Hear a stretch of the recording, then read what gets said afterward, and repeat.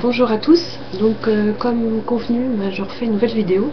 Il faut savoir que je peux faire des vidéos uniquement de 15 minutes pour le moment. Donc je vais tenter de parler de ce que j'ai envie de vous parler en 15 minutes. C'est pas évident, parce que ça passe très vite en fait 15 minutes. Donc j'aimerais parler en fait de comment ça a commencé pour moi, ce qu'on appelle l'ascension et le contact avec les nouvelles énergies et tout ça. Donc pour moi ça a commencé en 2009.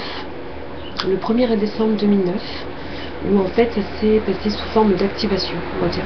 Donc c'est comme quelque chose qui se serait incarné. Et en fait c'est lié à la fin du monde, en fait, c'est tout. C'était le code d'activation, c'était la fin du monde, en fait, 2012. Et oui, c'était ça. Et donc en fait j'ai pu visualiser et imaginer en fait que ce serait vrai, que ce serait vraiment la fin du monde.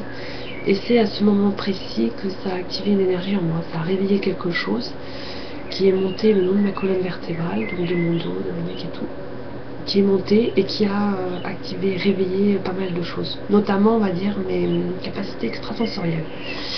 Donc je commençais à pouvoir entendre clairement et consciemment, on va dire, l'invisible, les entités invisibles.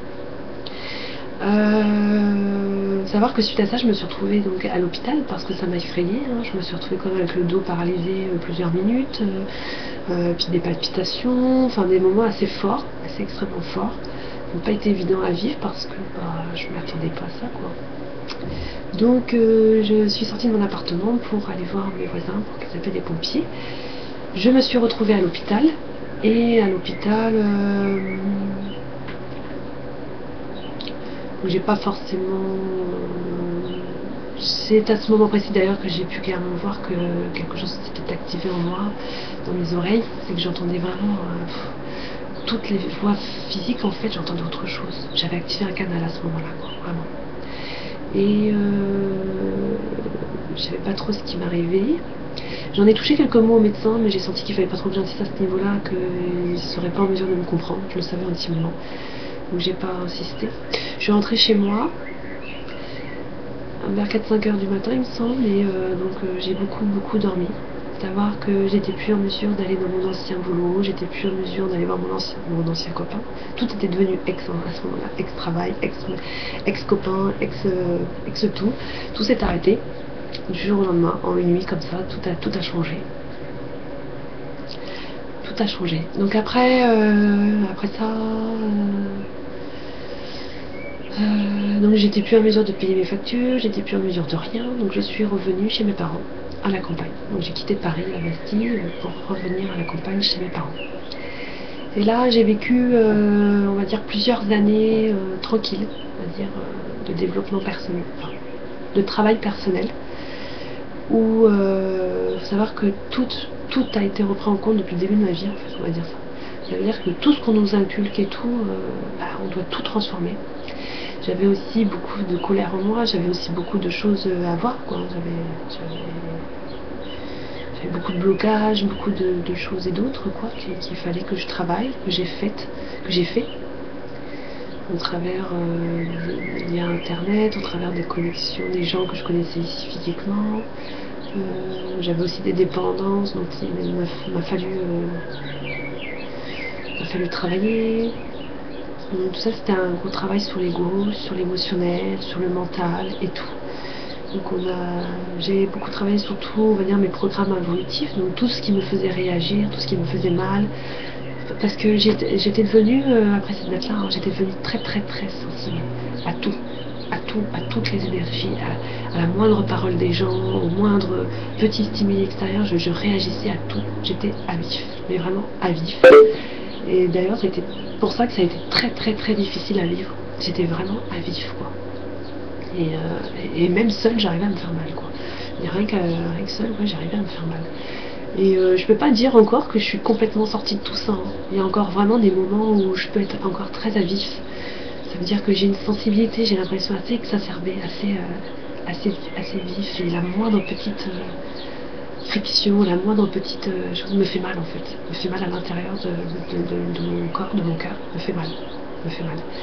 Et donc tout ça, c'est ce que j'ai travaillé ces 4-5 dernières années, et c'est ce dont je suis encore en train de faire Bien qu'aujourd'hui, je dois admettre que quand même, ce travail commence à porter ses fruits. Et je suis quand même contente parce que, comme je dis, j'ai assez mal vécu quand même ces 5 dernières années. Donc tout était à vif, tout était ouvert, tout était... Et là, je dois dire que j'ai trouvé une certaine stabilité. Ça veut dire que je suis moins à vif, j'appréhende un peu mieux les choses.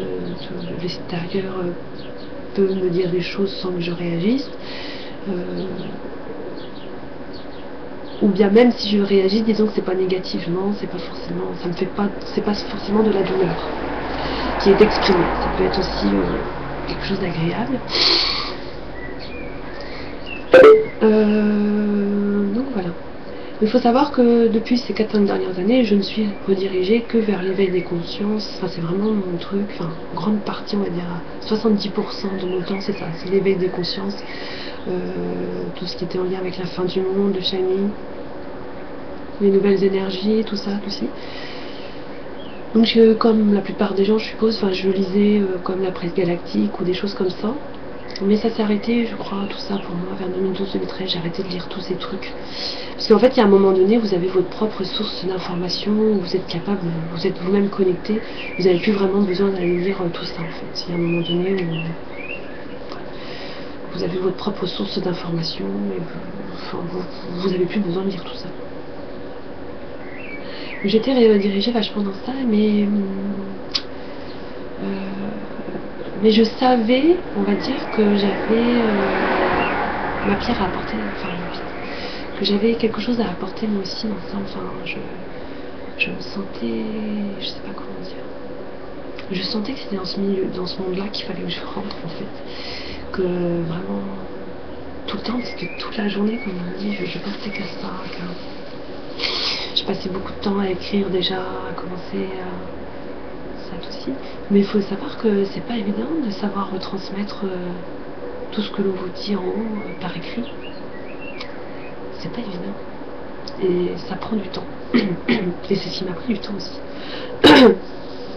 Mais il faut savoir qu'avant de réussir, je pense qu'il faut faire un sacré ménage un sacré ménage, quoi. Un sacré ménage. Comme je vous dis, c'est vraiment un nettoyage énergétique, tout. Ou même on va de, enfin, toutes vos croyances, tous vos programmes involus en fait doivent disparaître, quoi. Pour laisser place à beaucoup plus de transparence, laisser place à beaucoup plus de clarté, de pureté, on va dire ça comme ça. Donc suite à cette, donc ça avait donc commencé, on va dire, en 2009 comme je l'ai dit, et que ensuite ça a fait que de progresser, donc s'élever. Et à mesure ça faisait toutes mes croyances, si vous voulez, tomber les unes après les autres, toutes mes résistances pas tomber les unes après les autres. J'avais plus le choix de m'ouvrir, j'avais plus le choix de lâcher prise, j'avais plus le choix de... tout était bien orchestré, tout est bien, même financièrement, hein, même je crois que dans les débuts de l'ascension d'ailleurs, c'est bien là où on rencontre le plus de problèmes, c'est au niveau de la survie en fait, parce que mais en fait tout est prévu pour vous. En fait, tout est prévu pour nous et on s'aperçoit qu'on se fait du souci pour rien. Puis au bout d'un moment d'ailleurs, quand on se fait des soucis tous les mois, on se dit mais comment je vais faire ça, comment je vais acheter ci, comment je vais acheter ça.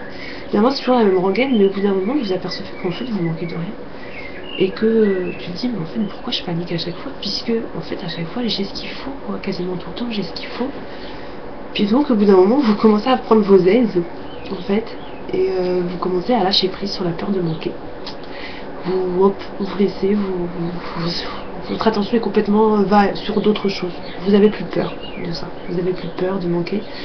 Vous êtes même pas intimement convaincu que vous manquerez rien, vous pensez même plus à ça en fait. Vous pensez plus du tout à ça. Mais ça m'a pris du temps aussi pour lâcher prise de tout ça. Ça m'a pris du temps parce que j'ai rencontré quand même des épreuves pas évidentes aussi ici à vivre, avec ma famille notamment. J'ai été quand même poussée un petit peu aussi à bout. Mais tout ça, c'était fait exprès. Ça m'a aidé. Donc ensuite, vous ne pensez plus du tout à votre survie, vous pensez qu'il y a un truc, c'est à vibrer finalement. Vous commencez à dire, putain, mais moi ça me plaît en fait, ça j'aime bien, mais Après, vous pensez plus qu'à des choses comme ça, à ce qui vous fait vibrer, et à limite faire que ça, quoi. Et rester dans une certaine énergie, en fait, qui vous est très familière, très agréable. Et voilà, quoi, vous recherchez vraiment ça tout le temps, à passer du temps dans cette énergie particulière. Et voilà.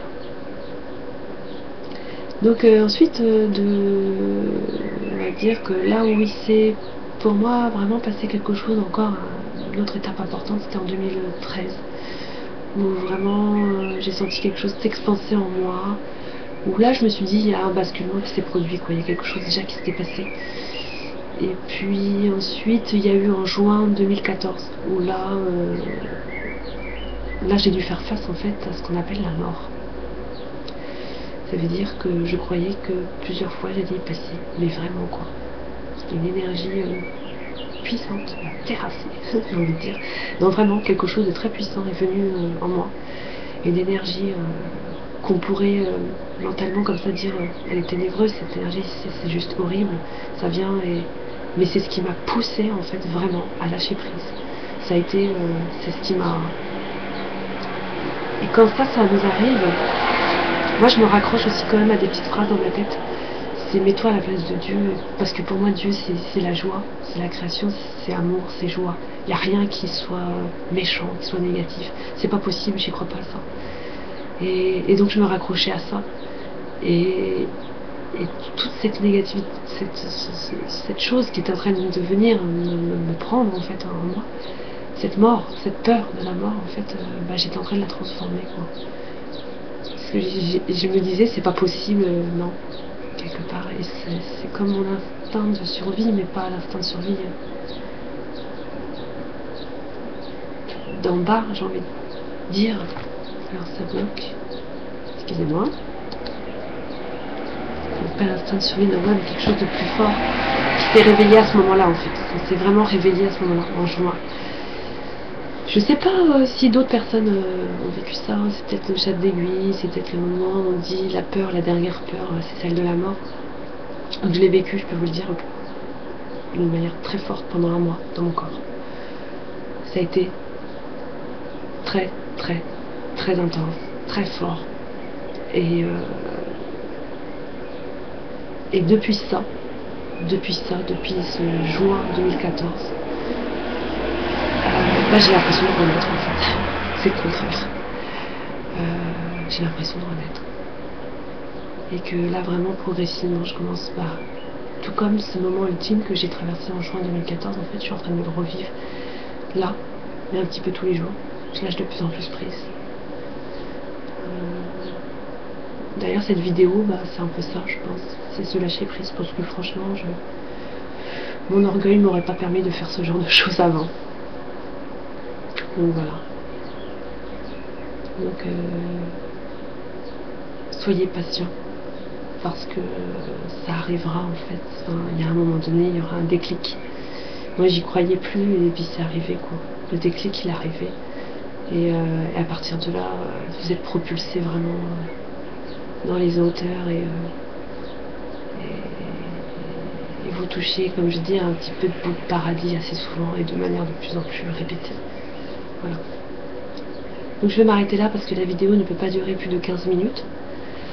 Maintenant, si vous avez des questions ou des choses que vous aimeriez qu'on approfondisse ou des choses comme ça, n'hésitez pas à me le dire. De toute manière, je pense que je ferai une seconde vidéo pour, on va dire, argumenter la première, pour aller un petit peu plus loin, parce que c'est vrai que 15 minutes c'est quand même limite, je trouve.